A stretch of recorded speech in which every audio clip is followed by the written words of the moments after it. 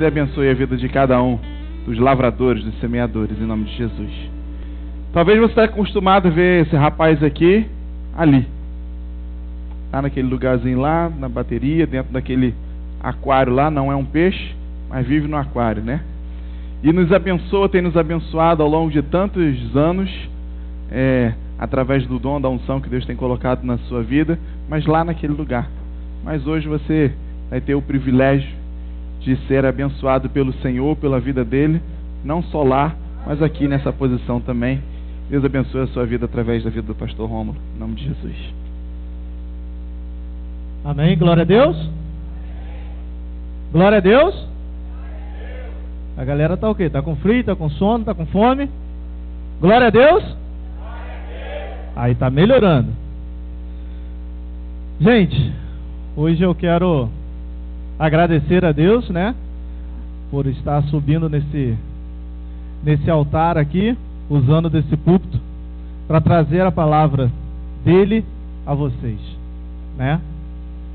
Primeira vez como pastor, já passei por aqui algumas outras vezes, mas creio e entendo que a responsabilidade é muito maior, né? E no ano da sabedoria, adivinha de que eu vou falar? Vocês estão espertos. Eu vou falar sobre sabedoria, tá? E o título da mensagem é o seguinte: a sabedoria sobrepõe a inteligência. Quantos inteligentes eu tenho aqui em nossos meios? Só isso?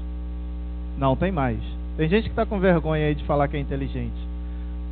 Mas todos nós somos inteligentes. Todos nós somos inteligentes.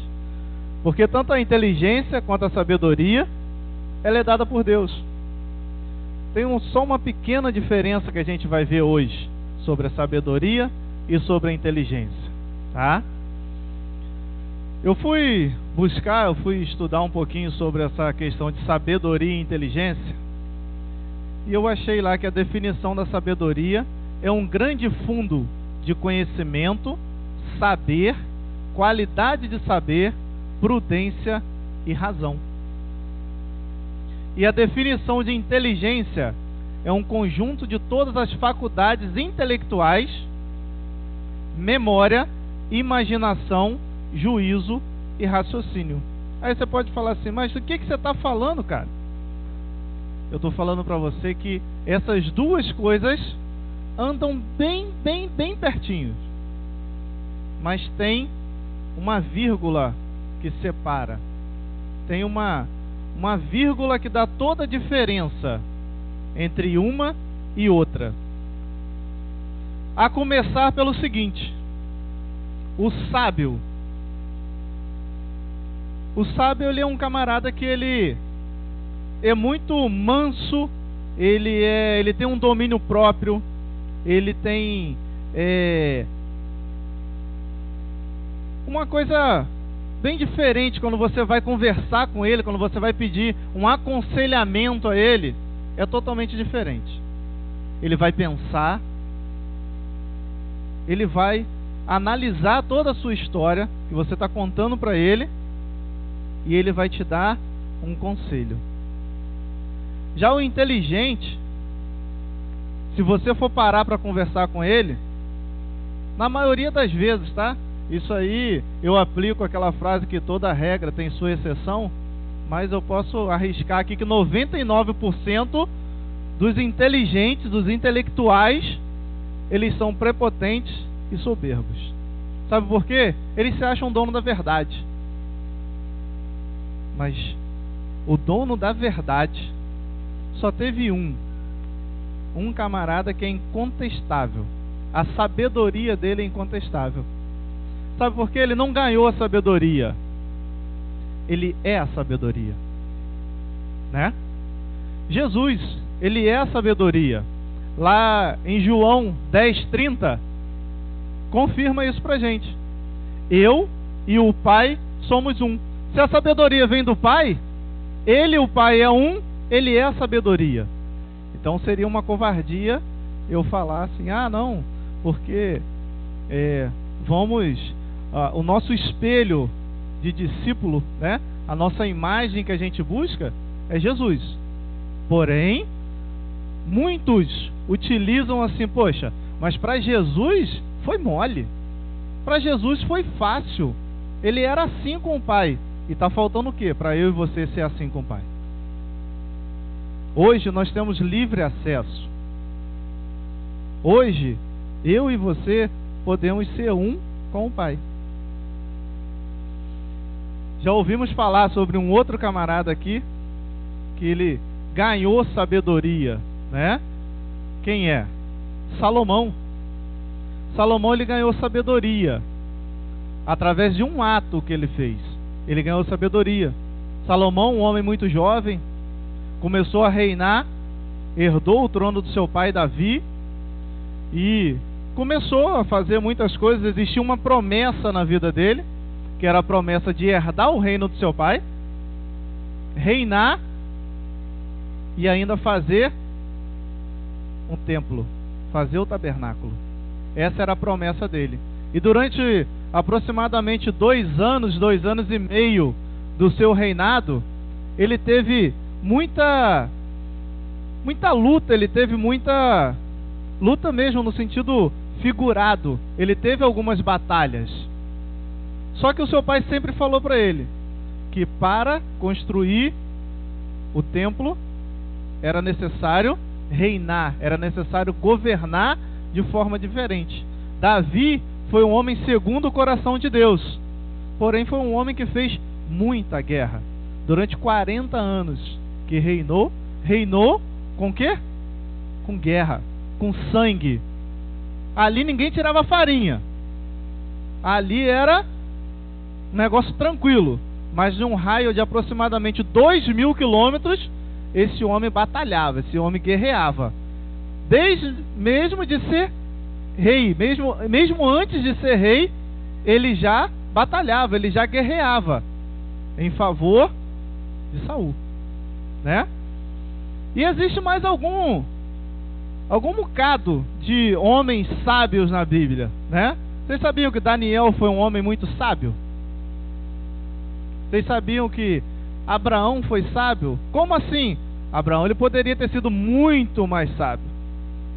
Só que, assim como ele apareceu para Salomão, Deus apareceu para Salomão e falou para Salomão: Salomão, o que queres que eu te faça? Teve aquela diferençazinha assim, ele falou: sou muito jovem, eu preciso de sabedoria para reinar, para governar, para aconselhar e para julgar todo esse povo. Sem a tua sabedoria eu não vou conseguir. Abraão, ele só focou em quê? Na promessa que Deus deu a ele, que era ser pai. E quando Deus apareceu a ele e falou assim: Abraão, e aí? Ele falou assim, não tirou nem Deus terminar de falar. Ele falou assim: rapaz, e aí? Aquele combinado, aquela promessa que o senhor fez para mim, né? Meu filho, cadê? Vai ser quando? Já desperdiçou tudo ali. Deus falou: então beleza, você quer filho? Então eu vou te dar filho. E cumpriu a promessa com ele. E deu um filho para ele, né? E tanto outros aí, podemos falar de Samuel, podemos falar de muitos outros sábios. E estudando tal, eu falei: mas espera aí, existe uma questão de sabedoria por alguma área? Você é sábio só em uma área? Negativo. A sabedoria, ela sobrepõe a tudo na nossa vida. A sabedoria, ela vem em primeiro lugar. Se você, em primeiro lugar, buscar sabedoria, tá? Você está buscando a Deus. Porque não tem como você ter sabedoria sem buscar a Deus. A sabedoria só vem de Deus. A inteligência vem das letras. A inteligência você consegue buscar através de livros, através da sua, do seu relacionamento intelectual no dia a dia. Você consegue estudar, você consegue fazer faculdades, pesquisas, entre outras coisas, e você vai ser inteligente. Mas não queira só inteligência para a sua vida, queira sabedoria. Peça sabedoria a Deus. Porque no momento que você pedir sabedoria a Deus, com certeza Ele vai te dar. E com certeza você vai conseguir ser uma pessoa bem melhor, um homem e uma mulher melhor, em todas as áreas da sua vida. Em todas elas, sem exceção. Em todas as áreas da sua vida você vai ser melhor. Eu relatei aqui alguns homens inteligentes, já que a gente está falando de sabedoria e inteligência, né? Relatei aqui o Albert Einstein, né, que foi um grande matemático, físico. Isaac Newton, que foi um cara que inventou o telescópio, né, e a lei da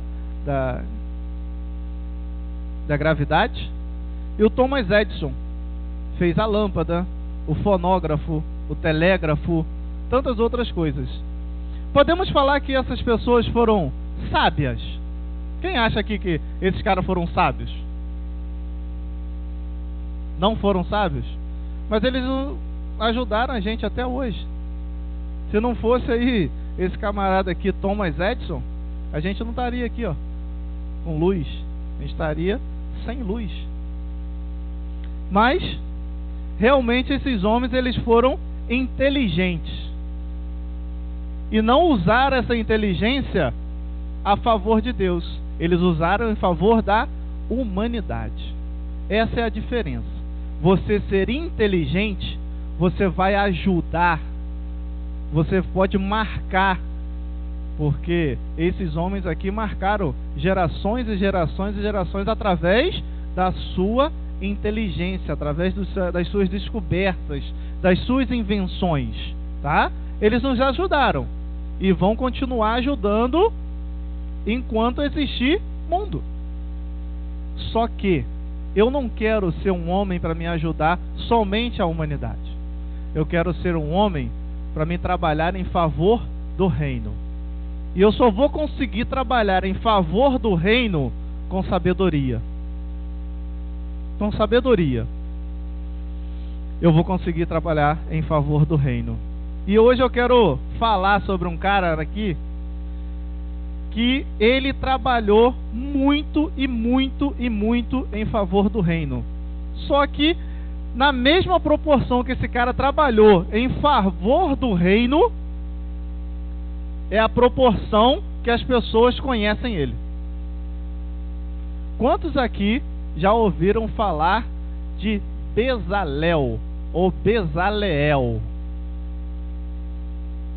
Eu conheci a história desse cara no ano passado e comecei a estudar, comecei a pesquisar sobre esse cara. Andaram até falando aí, ei Bezalel, ei Bezalel. E eu falei, quem é esse cara? Eu tenho que conhecer. Estão falando desse cara pra mim, eu tenho que conhecer ele. Quase que virou meu apelido aí, quase que tentaram botar aí Bezalel, pastor Bezalel. Eu falei, rapaz, Rômulo é mais bonito, hein? Vai combinar comigo não. Pessoal, hoje nós vamos falar sobre Bezalel. Abra lá sua Bíblia em Êxodo. Viu? Consertei rapidinho. Minha esposa falou que vai ver lá no YouTube. Se eu falar Êxodo, ela falou que vai arrancar minha língua fora. Êxodo 31.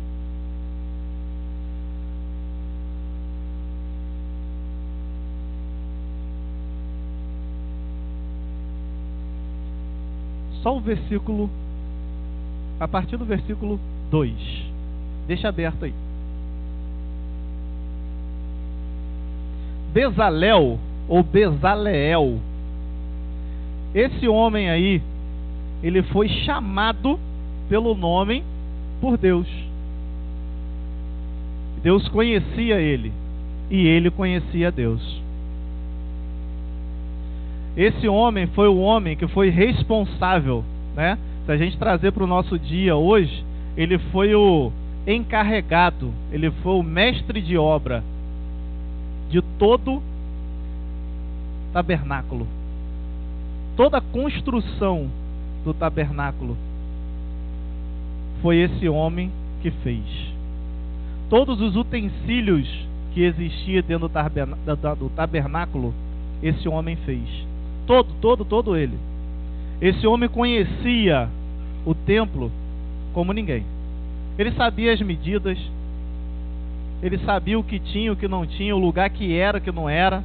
Acredito eu que se desse um defeitinho, alguma coisa lá, ele já não, isso aqui resolve assim, assim, assado.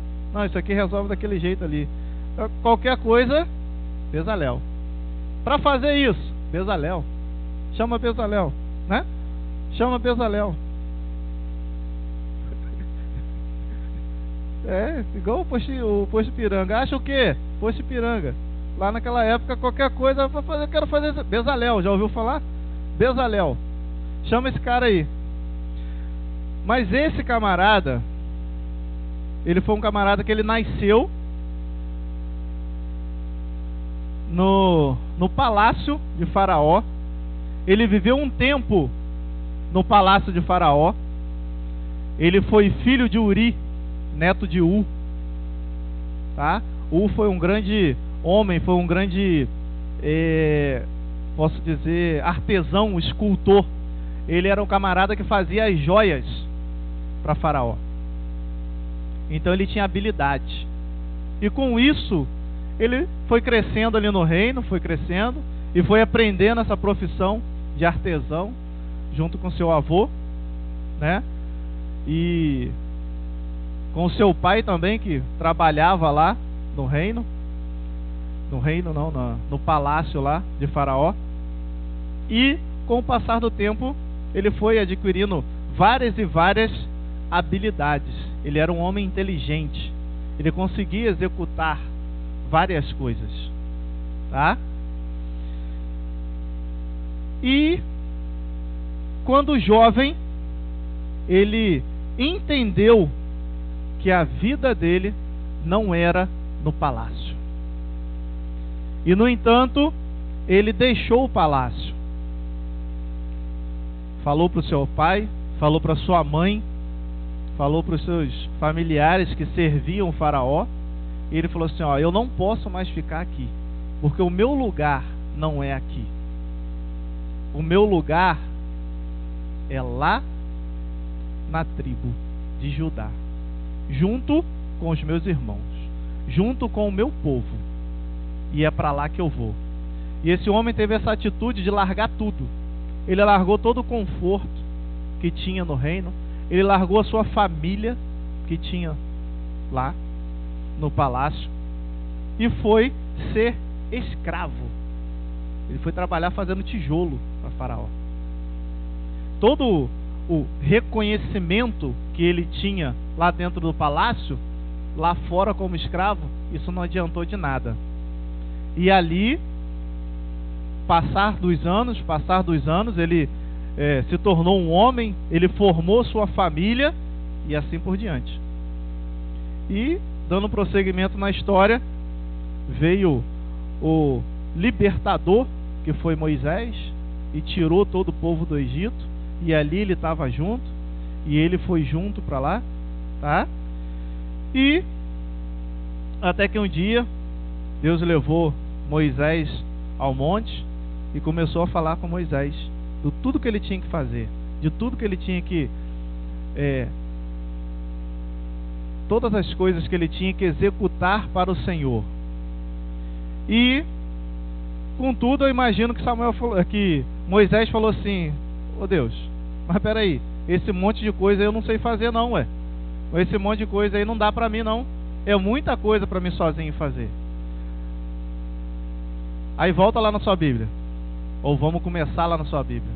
Lá no versículo 31 de Êxodo, o Senhor fala a Moisés assim, ó: eis que chamei pelo nome a Bezalel, filho de Uri, filho de U, da tribo de Judá. Eu fiz que ficasse pleno ou cheio do Espírito de Deus, em sabedoria, em entendimento e capacidade artística. 4. Para desenhar e executar trabalhos em ouro, prata e bronze.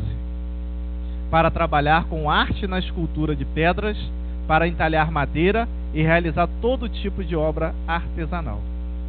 Eis também que estou enviando a ele por companheiro a Lioabe, filho de Aizamã, que é da tribo de Dan, com a missão de cooperar com Bezalel em tudo.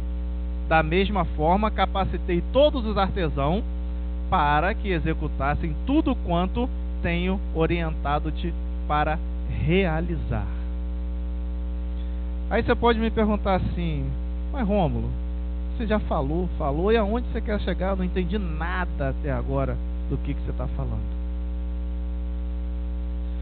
Eu quero fazer uma comparação para vocês sobre Bezalel e Salomão.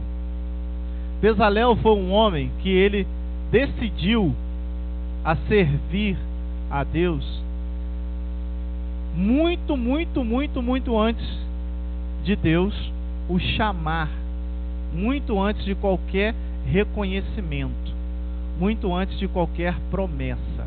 Ele entendeu o chamado dele. Ele tinha intimidade com Deus. E ele decidiu sair.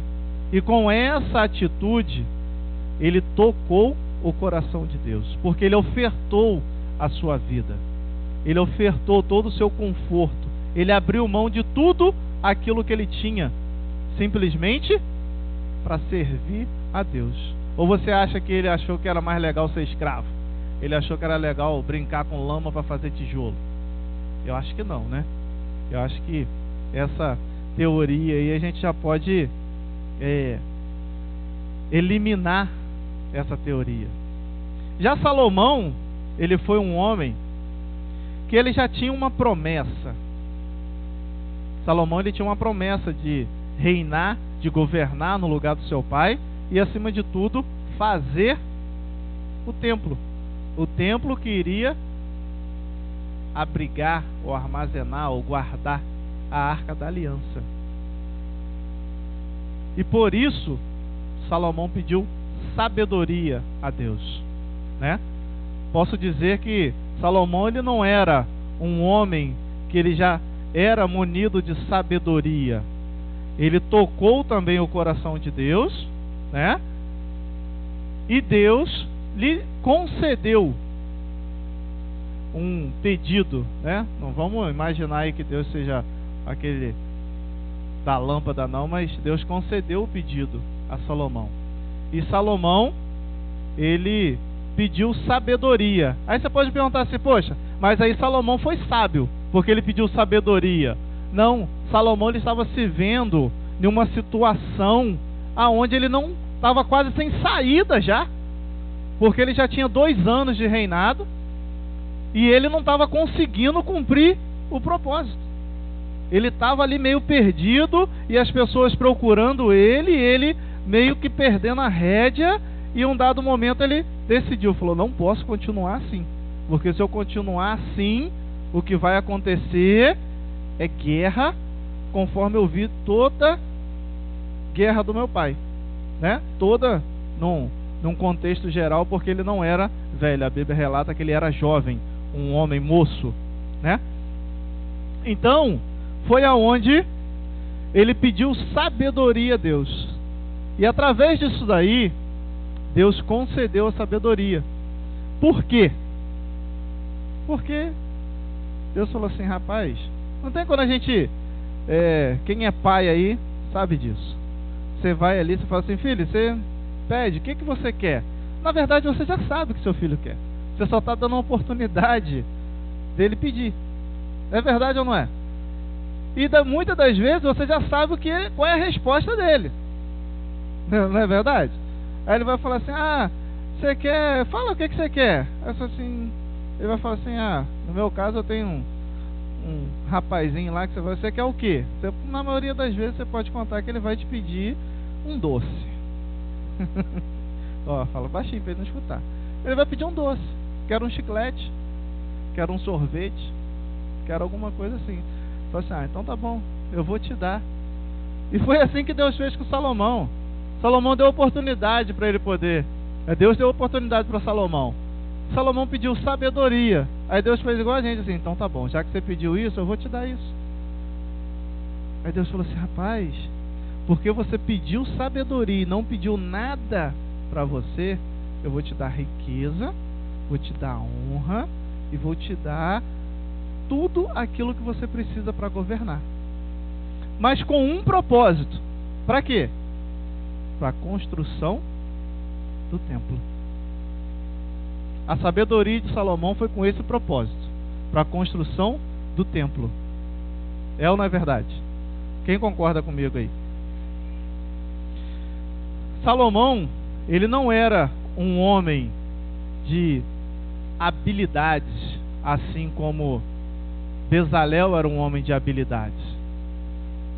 Salomão era um homem muito bem quisto pelo seu pai.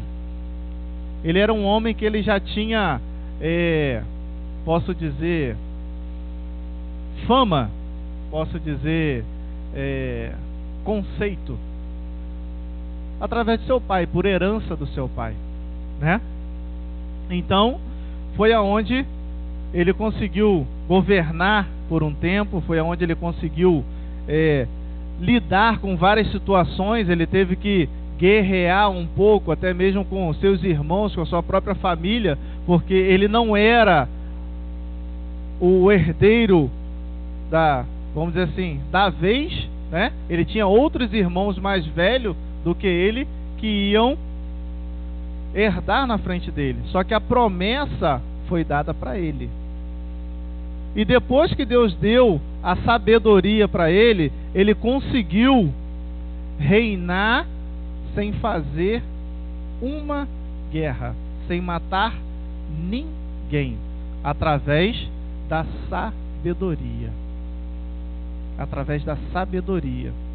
Hoje, se a gente for imaginar, né, a gente está ali governando, lidando com a área que a gente trabalha na nossa empresa, com o ministério que a gente lida, com a nossa casa, no nosso dia a dia. A gente precisa de sabedoria para que a gente não venha ter problemas, para que a gente não venha, me entenda, entre aspas, criar guerras, não ter guerras em nenhum dessas passagens, né? Nenhuma dessas áreas, tá? Quando a gente volta a falar de Bezalel, eu posso classificar que Bezalel foi o homem que mais foi bem sucedido nessa área de trabalho. Foi um homem que mais trabalhou em pró do reino. Eu acho que eu arrisco a falar que ele foi o maior artista, o maior artesão até hoje, tá? Porque ele tem todas as suas obras, e a maior delas, que é a Arca da Aliança, é um valor imensurável. Ninguém consegue calcular o valor sem tão pouco ver, porque ninguém hoje, a gente não consegue saber aonde está. Presume-se que ela está em um local aonde ninguém foi buscar ela ainda, né? Então, qualquer tela, qualquer obra de arte, qualquer construção que é feita aí, ela existe um valor. E é um valor limitado, é um valor mensurável. Já todas as obras que Bezalel fez foi de valores imensuráveis, principalmente a Arca da Aliança, tá? Hoje eu quero chamar você a mais um ponto de fazer um comparativo, você fazer uma análise na sua vida e fazer uma comparação sobre Bezalel. Porque eu creio que cada um de nós aqui somos homens e mulheres habilidosos. Cada um tem a sua habilidade na sua área. Aí eu te pergunto, para quê? Para qual propósito você tem utilizado essa sua habilidade? O que você tem feito para tocar o coração de Deus? Qual é a oferta que você tem trago a esse altar? O que você tem feito para que Deus chame você pelo seu nome, assim como chamou Bezalel. O que você tem feito pelo reino? Vamos trazer para a nossa realidade aqui na comunidade. Nós temos uma promessa, nós temos a unção que nos foi dada.